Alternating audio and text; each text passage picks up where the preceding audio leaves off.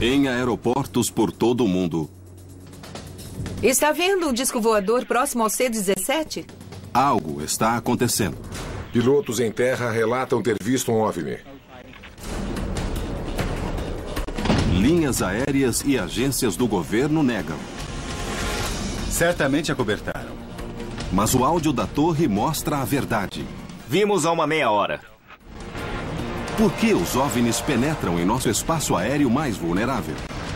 Pode ter acontecido algo sério no aeroporto de O'Hare. O que pode abrir um buraco de 2 km e 400 metros de comprimento numa nuvem? Algum tipo de objeto que estava irradiando calor. Ser invisível a um radar. A aviação civil preferiu dizer que ele não existe.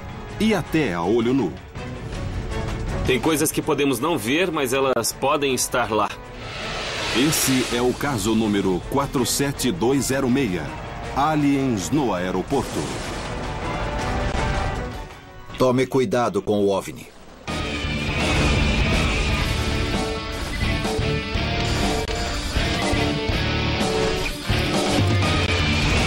Caçadores de OVNIs. 7 de novembro de 2006, 4h15 da tarde. O aeroporto internacional de O'Hare, em Chicago, está movimentado. Há aproximadamente 100 partidas e 100 chegadas a cada hora. Mas um objeto parece ter escapado à rede virtual do radar e ao controle de tráfego que envolve o congestionado espaço aéreo.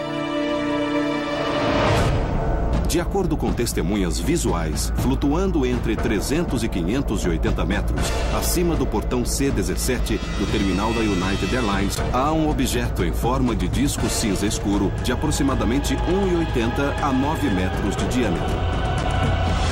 O suposto OVNI foi visto por uma dúzia de funcionários do O'Hare e da United, inclusive pessoal em terra, mecânicos, gerentes e pilotos. O controle de tráfego aéreo soube do OVNI, mas diz que não viu o objeto no radar nem de sua torre. Depois, aproximadamente às 4h34 da tarde, o objeto cruza o céu numa velocidade incrível, fazendo um buraco na densa cobertura de nuvens. Até hoje, a United Airlines e a aviação civil dizem que nada de incomum aconteceu em 7 de novembro. Você fica pasmo com o fato de que, naquela tarde, muita coisa aconteceu e nunca chegou ao público.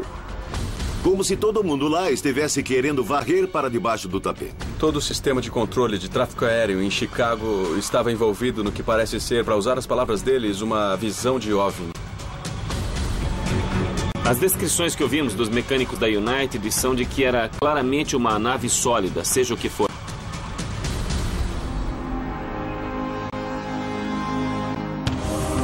Em terra, em Chicago, Patty Uskert vai descobrir os detalhes por trás da visão e como a história vazou primeiro. Temos que considerar a possibilidade de que havia mesmo alguma coisa flutuando sobre esse aeroporto. Dr. Ted Eckworth vai voar numa missão para ver se um disco voador ou qualquer outra coisa pode fugir do radar sobre um dos aeroportos mais movimentados do mundo. Não conheço nenhuma maneira de uma nave convencional entrar naquele espaço aéreo sem realmente ser detectada. E Bill Burns vai examinar as implicações de segurança desse evento. Às vezes as pessoas ficam muito nervosas com uma coisa que literalmente elas negam. Pode ter acontecido algo sério no aeroporto de O'Hare. 1º de janeiro de 2007. Depois de 2 meses de pesquisa, o jornalista John Hilkevich, do Chicago Tribune, publica um artigo falando do acontecido no aeroporto de O'Hare. Você é um jornalista, vencedor de um prêmio Pulitzer. Como acabou publicando essa reportagem enorme sobre OVNIs? É totalmente fora do normal para mim trabalhar nessa área. Mas Peter Davenport, do Centro Nacional de Relato de OVNIs, me ligou no início de novembro de 2006. E logo depois dessa suposta visão do O'Hare, pudemos perceber muito rapidamente que não era uma invenção de nenhum tipo. Eram todos profissionais da aviação, de pilotos a funcionários das pistas e gerentes da United Airlines, que acreditam ter visto uma coisa em seu espaço aéreo em O'Hare e ficaram muito preocupados do ponto de vista da segurança física e operacional.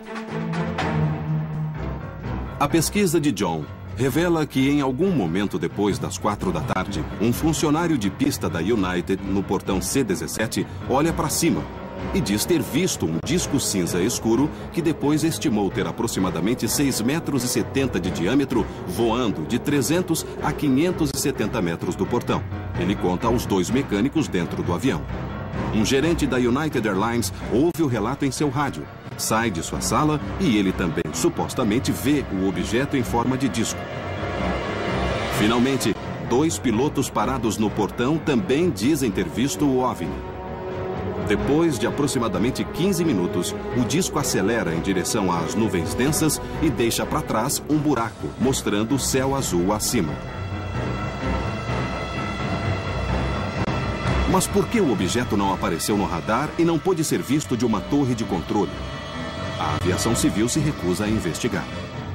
Primeiro eu tentei fazer piada e depois eu fui atrás. Sabe, há uma teoria e enfatizei essa teoria. Seria algum tipo de fenômeno climático, mas não houve investigação de nenhum tipo. Apesar dos anos de experiência das testemunhas, a aviação civil sugere que o OVNI não era nada além de um reflexo de luz numa nuvem baixa.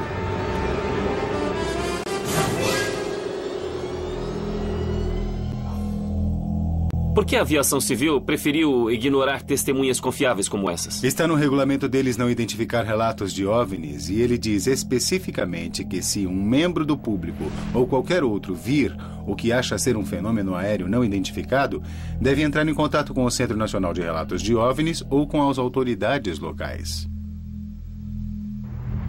A United Airlines não é uma entidade do governo, ela é uma empresa privada. Como é que eles reagiram? Inicialmente, a United me disse que não tinha conhecimento sobre essa visão e não havia nada em seus registros, nenhuma documentação. Mas aí, uma prova apareceu. Depois de muitos pedidos do ato de liberdade de informação, a comunicação verdadeira com a torre foi divulgada. Claramente, funcionários do aeroporto dizem ter visto algo. Essa é a comunicação verdadeira entre os funcionários da United Airlines e o controle de tráfego aéreo. Essa é a primeira vez que ela é transmitida. Você viu alguma coisa acima do espaço da United? Eles ligaram dizendo que alguém observou um disco voador uns 300 metros acima do portão Charlie 17. Está vendo alguma coisa aí? Vimos há uma meia hora. Quem viu? Vários de nós aqui no pátio do Charlie. É mesmo? Viram quem? Os mecânicos da United. Mas, de acordo com Hilkevich, os funcionários da United dizem que foram proibidos pela companhia de falar sobre o incidente. Ele continua buscando e fala com o porta-voz da United. Numa conversa por telefone, ela diz a ele, abre aspas, "Minha preocupação é que meus funcionários falem com você. O que nós não autorizamos e não vamos autorizar."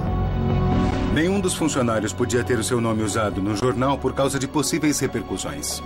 A tentativa da investigação de conseguir entrevistas com funcionários da United também encontrou uma resposta curta, mas educada, que dizia, "Obrigado pelo convite que teremos que recusar." Resumindo, a aviação civil e a United foram cúmplices numa mentira. Certamente acobertaram. Se eles se comunicaram por baixo dos panos para inventar essa história, eu não sei. Mas os dois negaram saber da existência desses relatos e há evidência em rádio que mostra que eles souberam disso em 7 de novembro. Essas conversas gravadas de 7 de novembro entre a torre de controle e os funcionários da United revelam toda a história. Inicialmente, o pessoal da torre parece cético quando ouve os primeiros relatos. Torre de O'Hara, aqui é o Dave. Oi, Dave. Aqui é a Sue, da torre da United. Sue, oi. Está vendo o disco voador próximo ao C-17? Ah, não começa, Sue. Tá vendo discos voadores, é? É o que o piloto e os caras da pista estão dizendo aqui no C-17. Eles viram um disco voador, mas nós não estamos vendo. Ah, Sue. Não está vendo? Eu não vi nada, Sue. E se tivesse visto, não admitiria. Minha primeira impressão ouvindo o áudio da torre é de que deve ser muito estranho para eles encarar a possibilidade de que há um OVNI em cima do aeroporto deles. Mas quando relatos de terra continuam a ser recebidos, o tom dos funcionários da torre muda de cético para preocupado. Alguns dos nossos pilotos em terra relatam ter visto um OVNI a 300 metros do lado B do aeroporto. Vocês souberam de alguma coisa? Sabe, a torre da pista me ligou há uns 10 ou 15 minutos. Não vimos nada por aqui. Tá bom. Mas vamos ficar de olho, com certeza. Estamos ouvindo o incidente. As vozes reais de pessoas reais na torre, conversando com os funcionários da United, que dizem ter visto algo como um OVNI por cima de suas cabeças. Enquanto a torre luta com relatos não confirmados, várias testemunhas finalmente se abrem. Alguém observou um disco voador uns 300 metros acima do portão Charlie 17. Está vendo alguma coisa aí? Vimos há uma meia hora. Quem viu? Vários de nós aqui no pátio do Charlie. É mesmo? Viram quem? Os mecânicos da United. Agora os pilotos da área são avisados. Alguém relatou um OVNI, um disco voador acima do pátio do Charlie. Ninguém viu, mas cuidado. 8668, pode usar o Alpha para Northport e tome cuidado com o OVNI.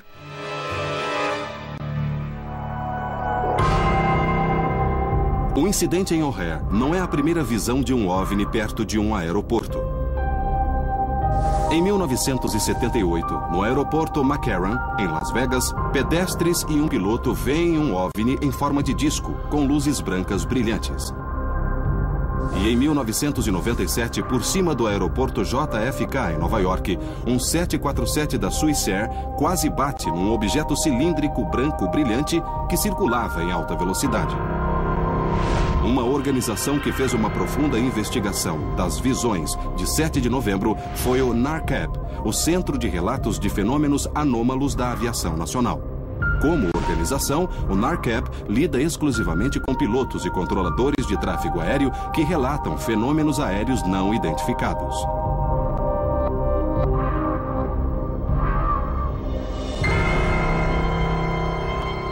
Bill encontra o diretor executivo do NARCAP, Ted Rowe. Por que você se envolveu no caso do O'Hare em Chicago?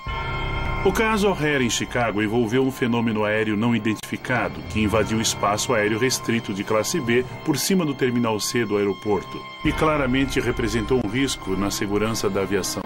O espaço aéreo de classe B se estende até 3.048 metros acima dos aeroportos mais movimentados da América. Essas áreas são totalmente monitoradas pelo controle de tráfego aéreo e toda nave deve obter autorização antes de entrar nelas. Uma aeronave não identificada oferece um problema significativo. Não há lugar para dúvidas para os pilotos, controladores aéreos ou operadores de radar quando se lida com não identificados. Está dizendo que fenômenos não identificados representam uma ameaça para a segurança aérea, principalmente no caso do O'Hare. Investigadores do NARCAP escrevem um relatório exaustivo de 155 páginas sobre o incidente. Eles concluem que o inquérito oficial do governo deve ser aberto. Se esse fenômeno tivesse entrado na rota do tráfego aéreo, poderia ter resultado em uma catástrofe.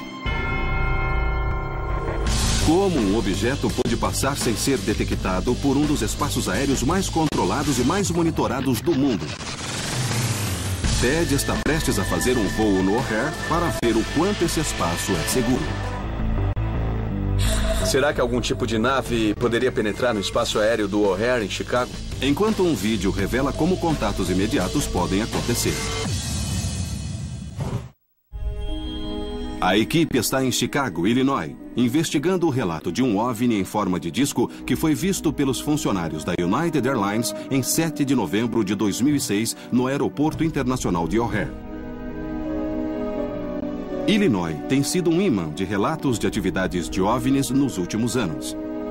Investigações anteriores examinaram visões em massa de uma enorme formação de luzes triangular por cima do subúrbio de Tinley Park em 2004. E a perseguição intensa de outra nave triangular no sul de Illinois por 5 departamentos de polícia diferentes em 2000. Agora as visões de OVNIs vieram para a maior cidade do estado e um dos aeroportos mais movimentados do mundo. O estranho objeto visto no O'Hare supostamente flutuou por cima do portão C-17 no pátio da United por uns 15 minutos, antes de subir rapidamente para as nuvens, deixando um buraco em sua passagem. Mas como esse objeto poderia ter entrado nessa área altamente controlada? Os céus acima do O'Hare, em Chicago, são dos mais monitorados do mundo. Ted está prestes a voar para ver como até mesmo um avião pequeno deve passar por intensa averiguação ao se aproximar do aeroporto.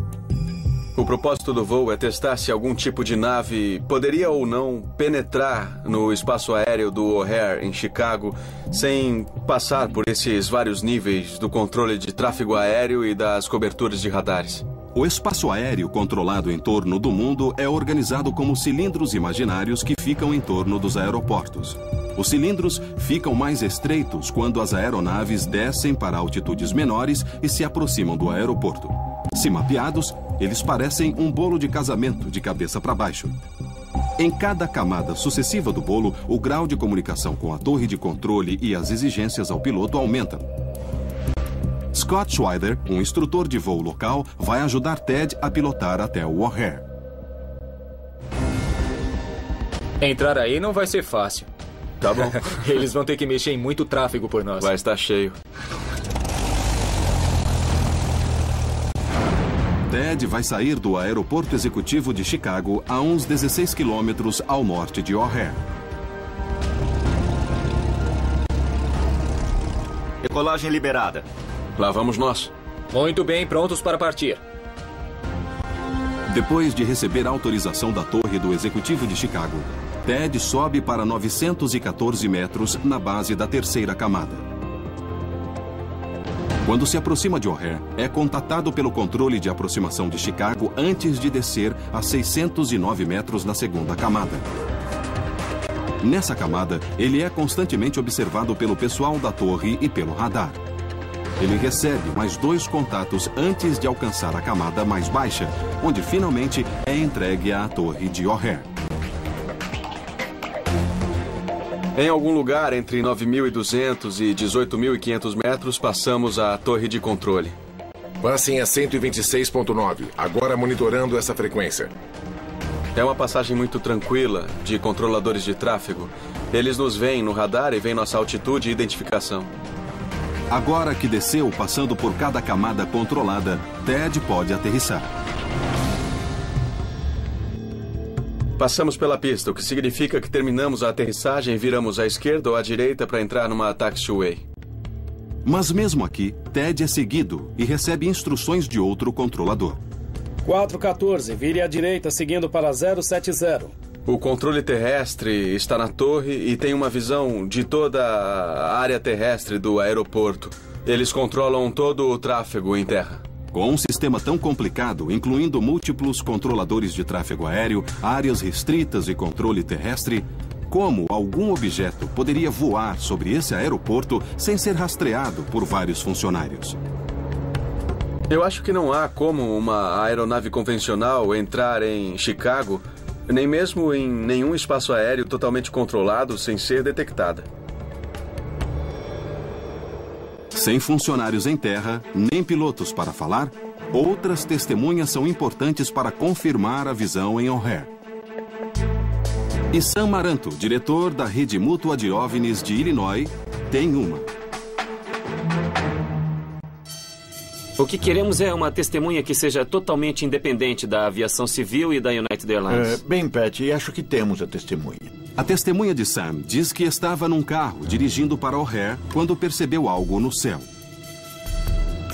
Ela ia pela estrada Manheim, onde percebeu o objeto por cima do portão C-17 e seguiu para a área internacional, estacionando o mais rápido possível. Ela e a amiga saíram e observaram o objeto por algum tempo junto a grupos de pessoas que se encontravam naquela área. A testemunha, conhecida somente como Senhorita J.H., apareceu depois do artigo de Hilkevich no Tribune. Ela pede anonimato, mas concedeu uma entrevista gravada por telefone a Sam. E para sua proteção, sua voz foi alterada. Quando eu vi o primeiro, ele estava bem na minha frente. Um pouco para a esquerda e parado lá. Não parecia com um avião de jeito nenhum. Parecia forte demais, porque ele absorvia e tomava as cores de tudo à sua volta. Pela descrição dela, eu imagino que essa coisa foi bastante difícil de se ver. Essa descrição de um OVNI que parece se misturar à atmosfera é similar a outra visão aérea relatada em Paris, em 1994. Um capitão da Air France também vê um disco que ele disse desmaterializar diante de seus olhos. É uma segunda história de um OVNI que pode utilizar uma nova forma de tecnologia de ocultação? Mas a aparência do objeto por cima de Chicago não é sua única capacidade não convencional. Ele foi de 0 até Deus sabe que velocidade num instante. Ele apareceu, as pessoas se assustaram muito e outras gritaram mais ainda quando ele foi embora.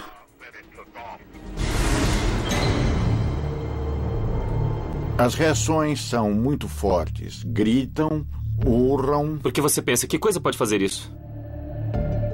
Era bem óbvio que não era uma nuvem. Era bem óbvio que não era um objeto sólido. Ele não mudou de forma.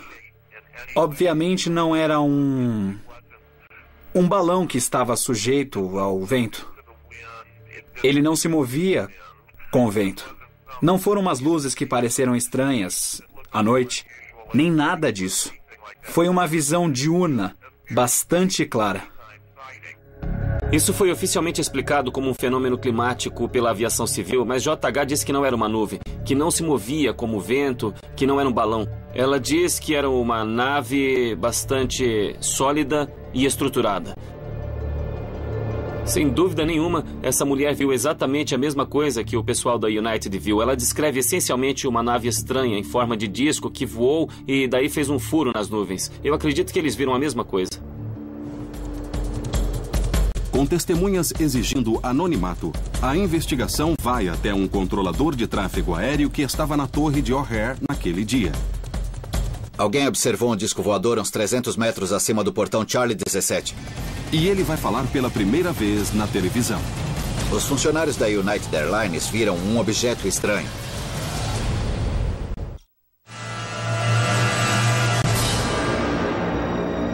A equipe está em Chicago, investigando um suposto OVNI visto pelos funcionários da United Airlines em 7 de novembro de 2006.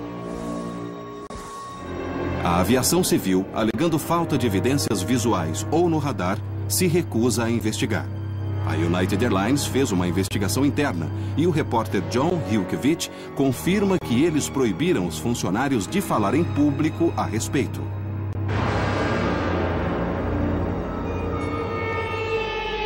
Depois de ouvir as fitas da torre em primeira mão, Pat e Bill encontram com Craig Bersick, um controlador de tráfego com 22 anos de experiência. 18 deles no O'Hare.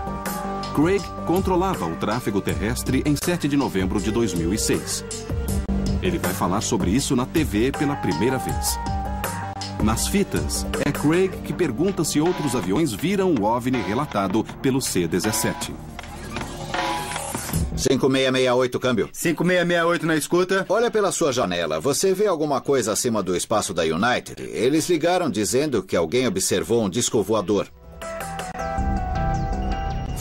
Para você, como é que foi que esse incidente começou? Meu supervisor atendeu um telefonema. Ele desligou o telefone e meio que gritou para todo mundo que a United Airlines estava no telefone dizendo que alguns de seus funcionários diziam ter visto algum tipo de objeto estranho flutuando por cima do terminal da United. Então ele perguntou a todo mundo se alguém tinha visto, se já tinham visto o objeto, se tinha algum helicóptero voando por ali, qualquer coisa assim. E a resposta foi não. Apesar de não ter visto nada em cima do portão, Craig pergunta a outros aviões sobre o suposto OVNI. Alguém observou um disco voador uns 300 metros acima do portão Charlie 17. Está vendo alguma coisa aí? Eu tinha um jato regional que estava parado na área de espera do lado oposto do terminal da United. Então falei com esse piloto e informei que alguém tinha ligado dizendo que tinha visto algo. Perguntei se ele tinha visto e a resposta foi não. Não vemos nem vimos nada. Ele estava lá uns 20 minutos. Mas a comunicação de Craig com o jato regional foi interrompida pelo mecânico da United, que estava levando um avião de volta ao terminal. Vimos há uma meia hora. Quem viu? Vários de nós aqui no pátio do Charlie. É mesmo? Viram quem? Os mecânicos da United. Então, o que acontece quando se juntam esses dois relatos conflitantes? Como tenta resolvê-los na sua cabeça? Se tivéssemos visto alguma coisa como eles, obviamente seria bem diferente, mas nós não vimos nada e havia não menos que 15 pessoas na cabine da torre naquela hora, controladores, supervisores, gerenciadores de tráfego, sabe? Trabalhamos num prédio feito para ver uma aeronave. O nosso trabalho é esse, a especificação do nosso trabalho é segurança. Temos uma visão ampla de 360 graus e o único ponto cego que eu diria que há é exatamente em cima da torre de controle. Mas, de acordo com o relatório do NERCAP sobre o incidente de O'Hare, há uma falha no projeto da torre. Baseado nos cálculos do NERCAP, um controlador de tráfego próximo ao console de frente para o portão C-17 teria uma visão vertical num arco de uns 30 graus antes de sua visão ser bloqueada pela parte de fora do teto e da moldura superior da janela. Ele só poderia ver até um máximo de 550 metros acima do nível do chão. Pode ter acontecido algo sério no aeroporto, já que esse objeto estava a aproximadamente 580 metros do chão, vocês não poderiam vê-lo da torre. O que diz disso? Isso não é verdade. O terminal da United fica diretamente em frente à torre de controle. Oposto ao terminal, há duas das principais pistas. Se ele estivesse flutuando por cima do terminal da United, teríamos visto. Eu sou curioso. Se você tivesse visto alguma coisa, o que teria feito? Pararíamos as decolagens e as aterrissagens, mandaríamos os aviões esperarem. Só que não vimos nada, não havia nada lá para investigar e não houve nenhum impacto na operação. Na opinião de Craig, a visão foi causada por um fenômeno climático. Não estou dizendo que não viram nada, mas o que viram deve ter sido algum tipo de reflexo provocado naturalmente. A noite começava a cair, tivemos asfalto molhado o dia todo, você tem aviões para todo lado, centenas de aviões com luzes. E o terminal da United é todo de vidro, tem reflexo demais.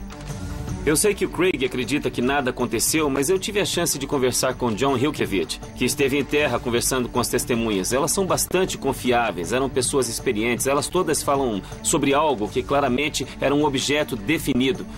Eu não sei como unir as duas opiniões.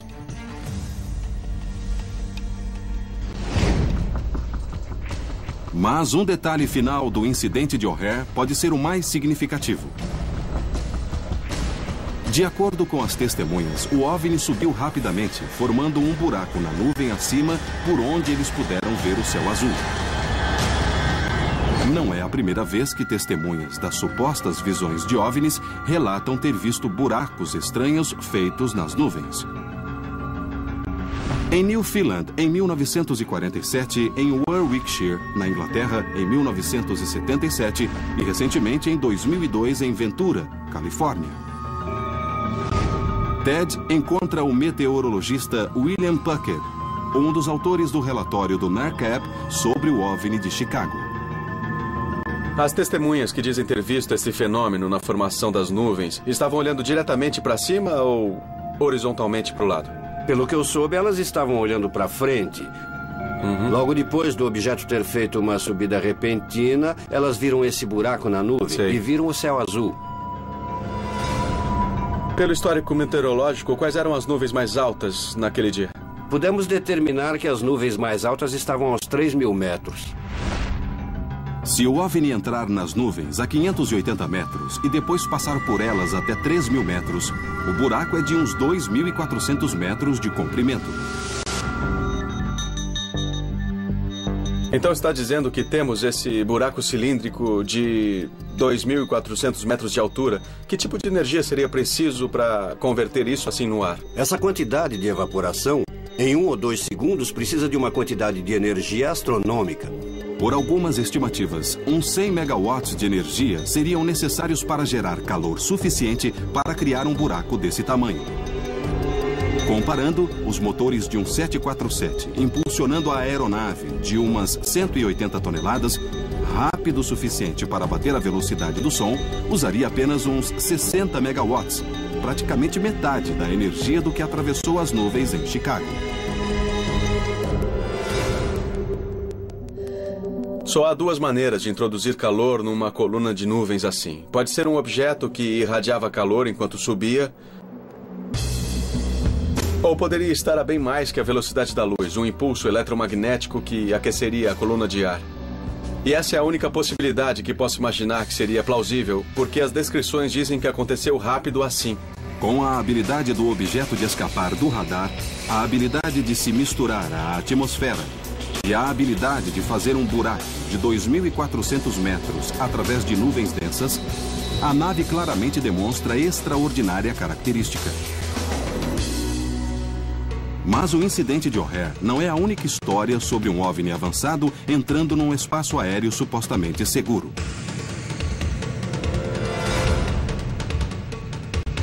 Imagens legítimas mostram um objeto faiscante rondando um avião de passageiros no Japão e a tripulação aparentemente não vê nada. Esses OVNIs supostamente vistos por cima de aeroportos podem se tornar invisíveis? É possível alguma coisa aparecer em vídeo, mas não ser vista a olho nu? Ah, é claro. Um suposto OVNI por cima do O'Hare em Chicago suscita preocupações com a segurança de aeroportos, mas outro caso pode ser ainda mais perturbador. 24 de outubro de 2004. A uns 48 quilômetros do leste do aeroporto internacional de Itami, em Osaka, no Japão. O senhor Kiyoshi Amamiya está filmando aviões quando vê algo que não consegue compreender.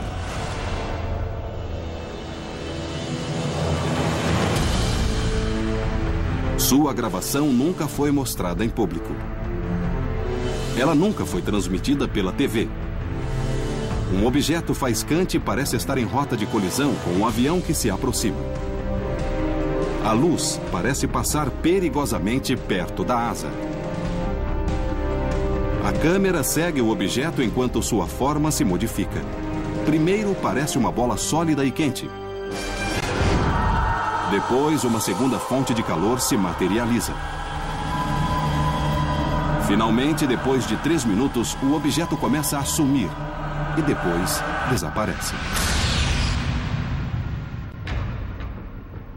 Apesar do objeto ser claramente visto pelo visor da câmera, quando o homem olha diretamente, não vê nada. O objeto é invisível a olho nu.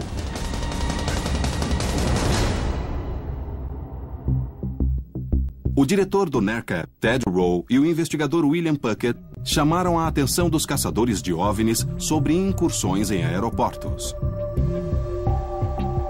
É um vídeo muito convincente pelo mero fato de termos um objeto se aproximando de uma aeronave. Parece que a aeronave não viu o objeto. Esse vídeo é importante porque suspeitamos que ele demonstre que há categorias de fenômenos aéreos não identificados que não podem ser vistos a olho nu.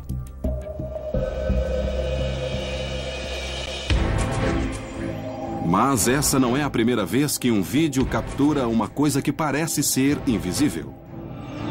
Uma investigação anterior viu uma filmagem do xerife do distrito de Veluja, na Flórida, mostrando um objeto em forma de haltere no vídeo em infravermelho.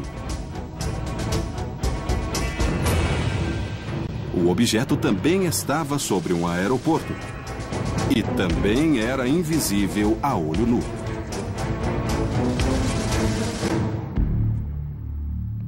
Que tipo de tecnologia é capaz de deixar um objeto voador invisível?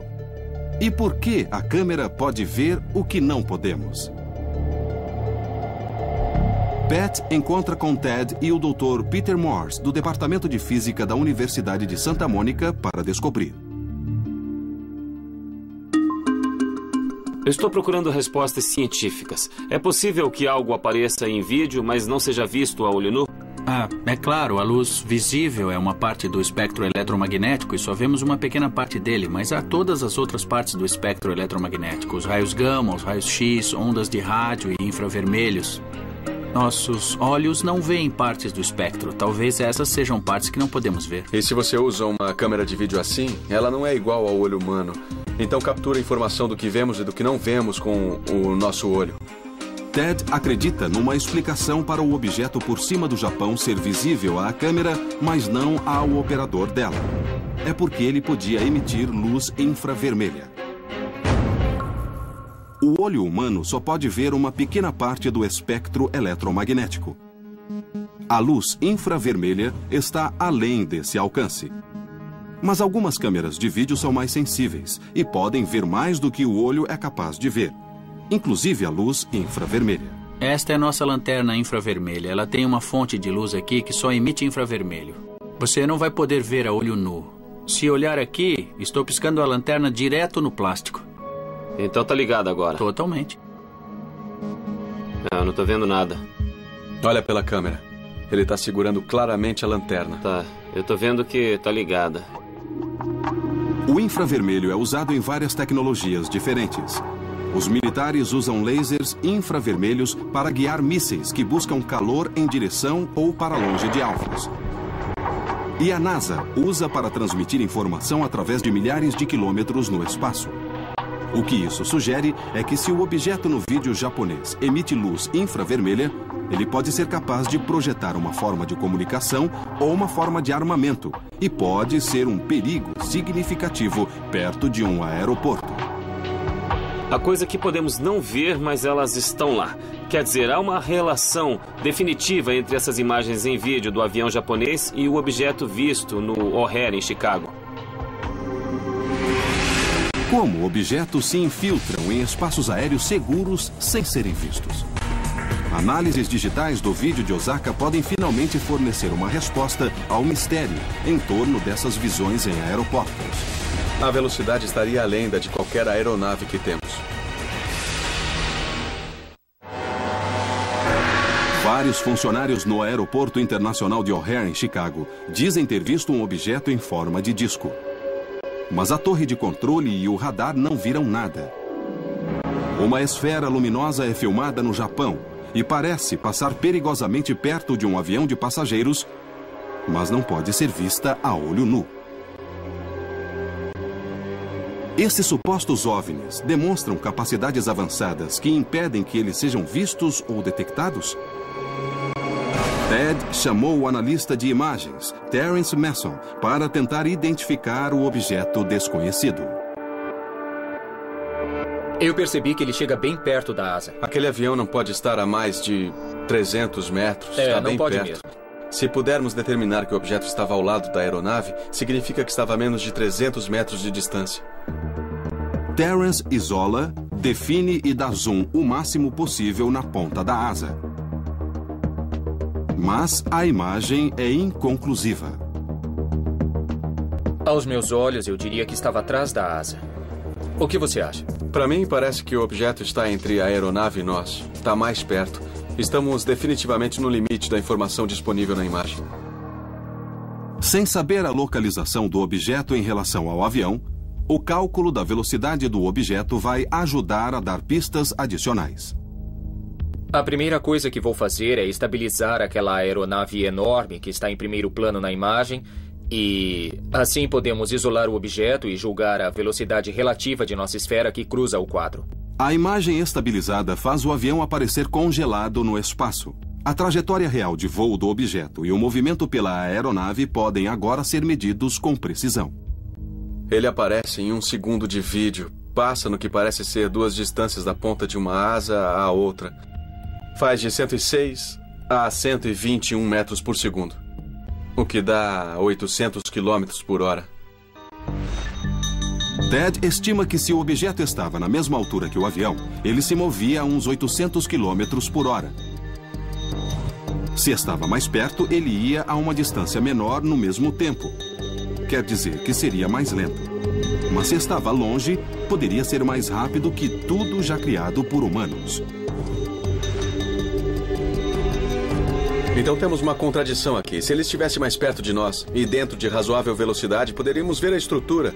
Mas se estivesse bem longe de nós, não poderíamos ver a estrutura, não podemos ver. Mas a matemática nos diz que a velocidade estaria além de qualquer aeronave que temos.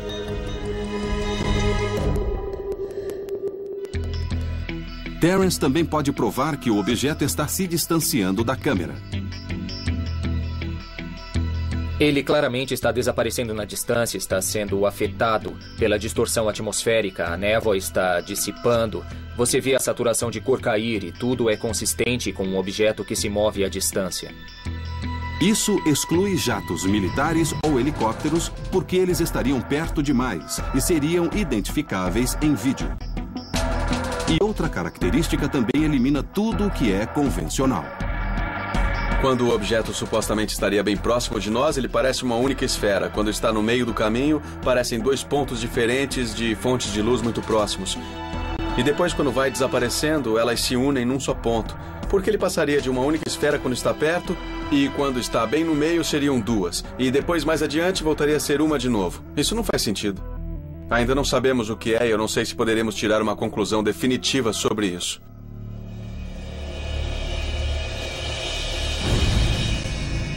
Tanto em Chicago quanto no Japão, a identidade desses objetos continua indefinível.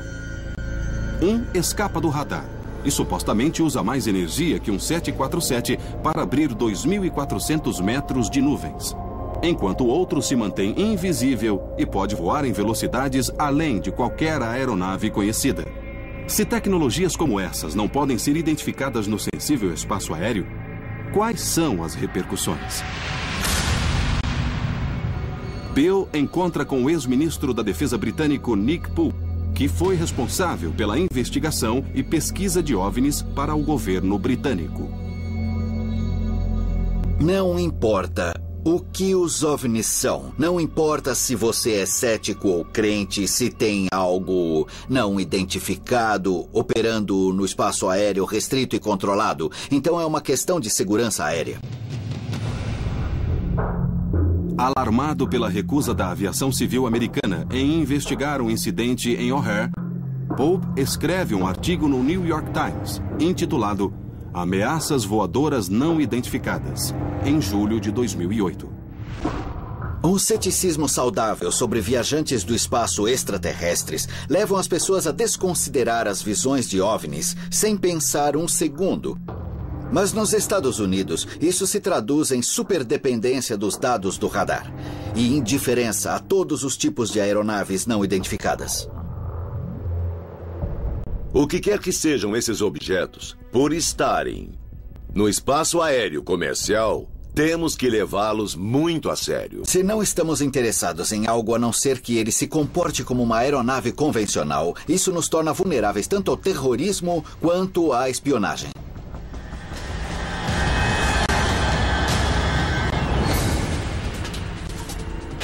Um avião comercial se aproximando da pista é provavelmente uma das fases mais perigosas do voo.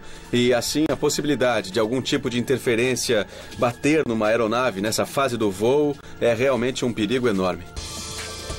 Se pilotos e equipes em terra, cujo dever é cuidar da segurança da aeronave, virem alguma coisa, seu testemunho deve ser tido como confiável. Isso pode se virar contra nós. Mantendo esses fenômenos ufológicos em segredo, os próprios pilotos estão em perigo de não saber o que fazer quando encontram um deles. A aviação civil, o governo ou alguém precisa realmente pôr um protocolo em prática. Enquanto o fenômeno dos OVNIs continua a ser negado, suas capacidades tecnológicas parecem só crescer. E sem uma política oficial nem investigações sobre esses eventos, podemos mesmo considerar nossos céus seguros?